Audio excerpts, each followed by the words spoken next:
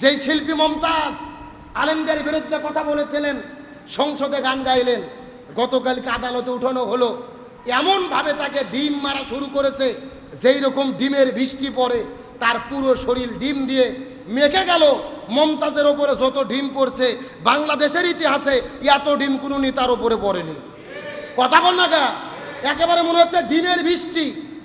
মমতাজ নিজেও মেখে গেছে, আশেপাশের পুলিশগুলোও মেখে গেছে। আরবিতে একটা প্রবাদ বাক্য আছে, কামা তাদিনু তুদান, যেমন কর্ম তেমন ফল। জোরে বলেন, যেমন কর্ম।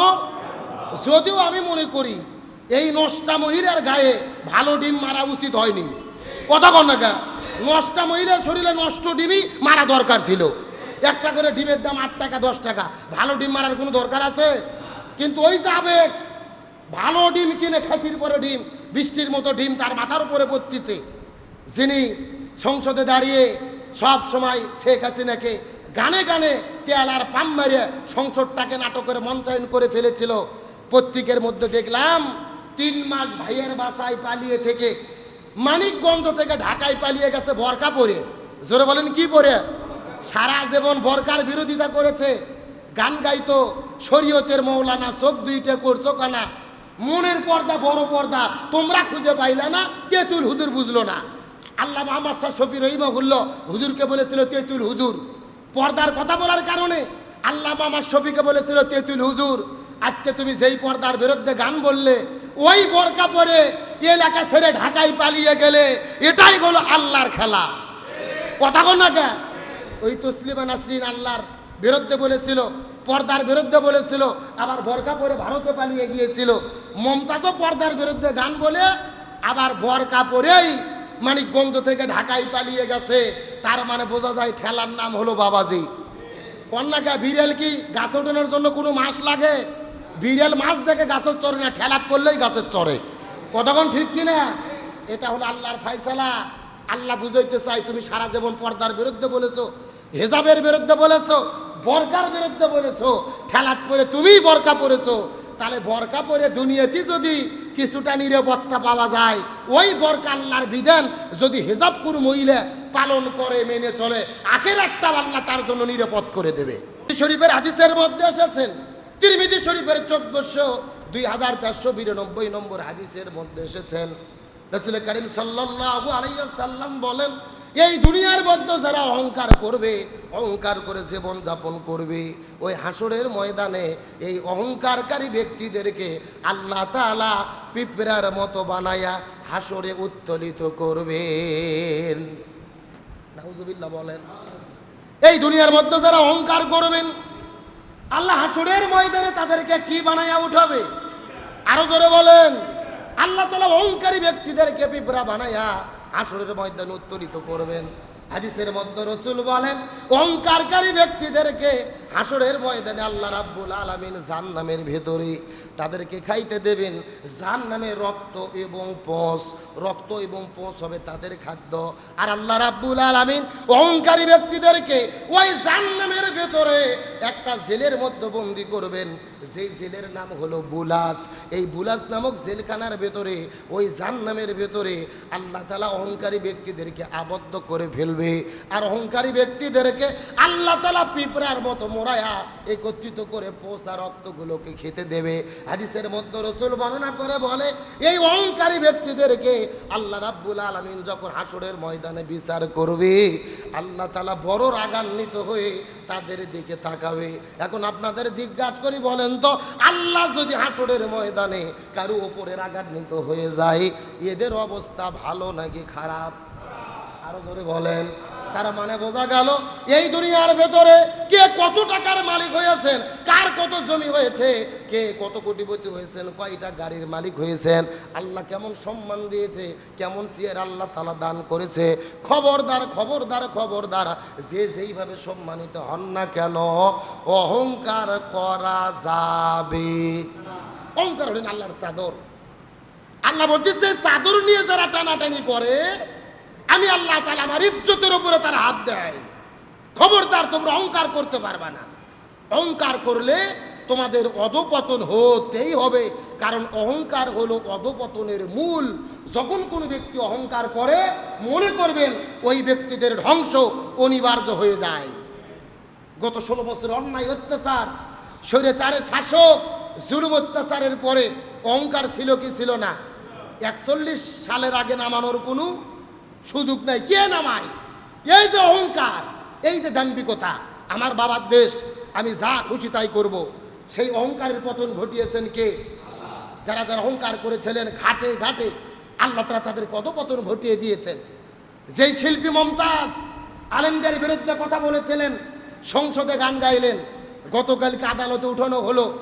এমনভাবে তাকে ডিম মারা শুরু করেছে, যেই রকম ডিমের বৃষ্টি পড়ে তার পুরো শরীর ডিম দিয়ে মেখে গেল।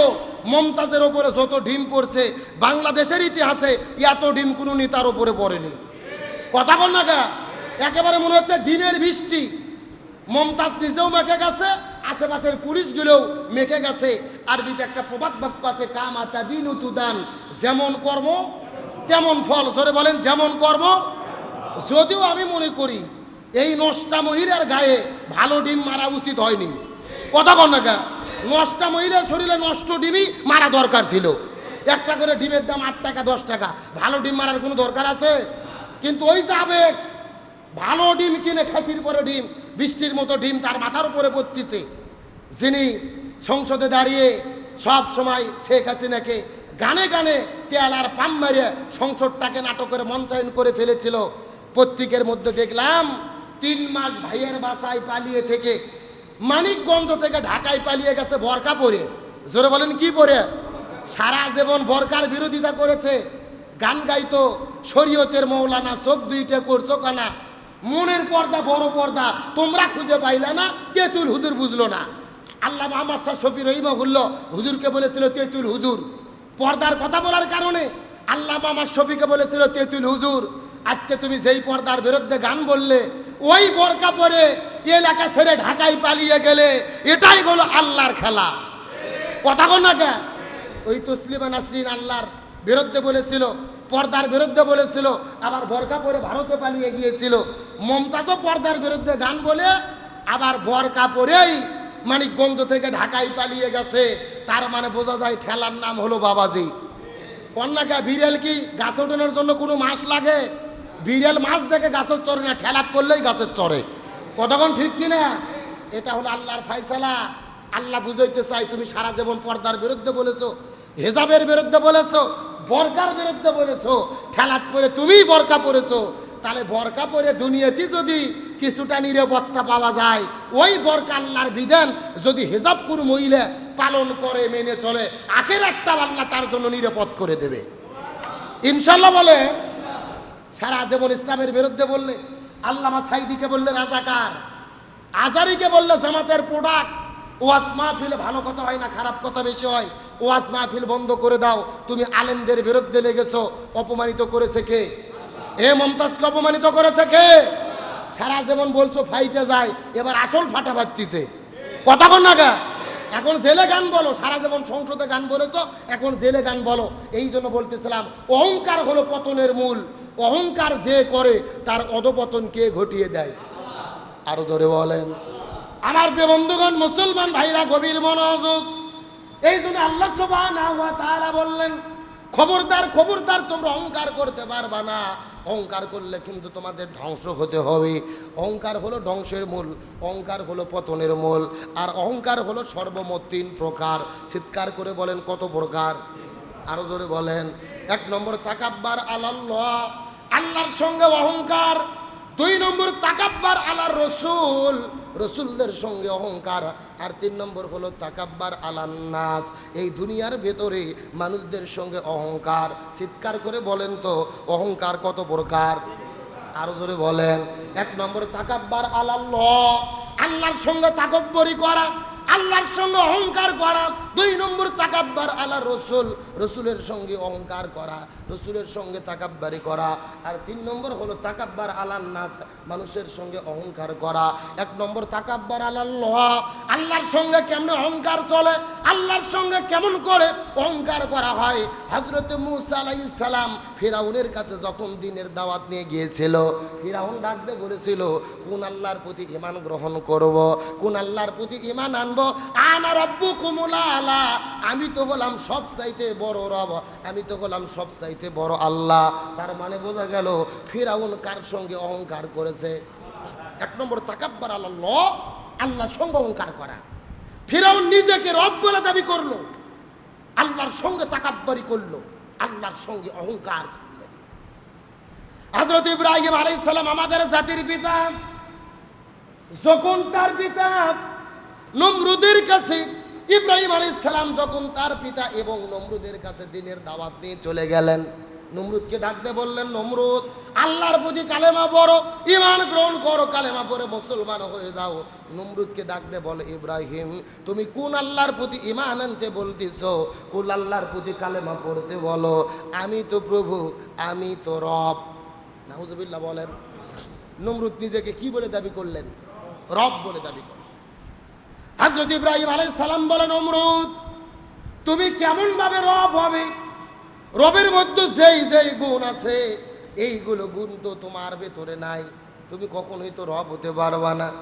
নমরুদ ডাকতে বলে, ইব্রাহিম তোমার আল্লাহ কি এমন পারে যেই জন্য তোমার আল্লাহকে তুমি রব বলে দাবি করো? বলো তো দেখি তোমার আল্লাহ কি পারে, এমন কোন কাজ পারে যেই কাজ আমি পারি না? ইব্রাহিম ডাকতে বলে, নমরুদ আমার আল্লাহ জীবিতকে মৃত করতে পারে, মৃতকে জীবিত করতে পারে। তুমি যদি রব হও, তুমি যদি আল্লাহ হও, এটা করাইয়া দেখাও তো দেখি। নমরুদ বলে, ইব্রাহিম তোমার আল্লাহ মৃতকে জীবিত করে, আবার জীবিতকে মৃত করে, আমিও তোমাকে জীবিতকে মৃত, মৃতকে জীবিত করে দেখাই দিতে পারবো। এই কথা বলার পরে 2 জন ব্যক্তিকে নমরুদের কাছে নিয়ে আসা হলো। 2 জন ব্যক্তির মধ্যে হাত আর পা গুলো রশিদে বেঁধে ফেলা হলো। নমরুদ তলোয়ার বের করে একজনের গলার মধ্যে চাকু মারলেন, তরোয়াল ডাকাত করলেন, সে পৃথিবী থেকে বিদানে চলে গেল। আর একজন ব্যক্তিকে হাতের দড়িগুলো বাঁধনগুলোকে খুলে ছেড়ে দিল। নমরুদ ডাকতে বলে, ইব্রাহিম লক্ষ্য করে দেখো, আমিও জীবন দিতে পারি, আমিও বাঁচাতে পারি, আমিও মারতে পারি। একজনকে মেরে ফেললাম, আর একজনকে ছেড়ে দিলাম। ইব্রাহিম নবী ডাকতে বলে, এ নমরুদ তুমি জীবিতকে যদি মৃত করতে পারো, মৃতকে যদি জীবিত করতে পারো, তাহলে ভালোভাবে জেনে নাও আমার আল্লাহ পূর্ব দিকে সূর্য উদিত করে, পশ্চিম দিকে অস্তমিত যায়। তুমি যদি সত্যি সত্যি আল্লাহ হয়ে থাকো, আগামীকাল সকালবেলা সূর্যটা পশ্চিম দিক থেকে উদিত করে দেখায়া দাও। সুবহানাল্লাহ বলে। তুমি যদি এত বড়ই আল্লাহ হসো, তা আমার আল্লাহ সূর্যকে পূর্ব দিক থেকে উদিত করে, পশ্চিম দিকে অস্তমিত করে। তো তুমি যদি আল্লাহ হও, তো এটা একটু চেঞ্জ করো, আগামীকাল সকালবেলা সূর্য পশ্চিম দিক থেকে উদিত করো, তাহলে আমি মনে করবো হ্যাঁ তুমি আল্লাহ, তোমার ক্ষমতা আছে। সুবহানাল্লাহ বলেন।